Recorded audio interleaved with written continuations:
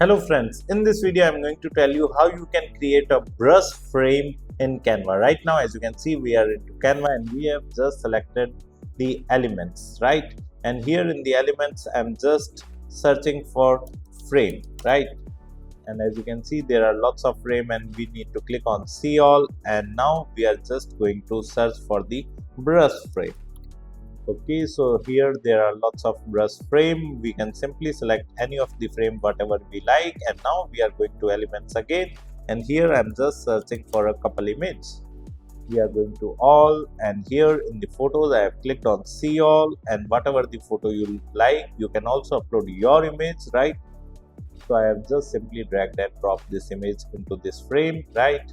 You can also change the background color of this frame, right? So it could be more visible to you.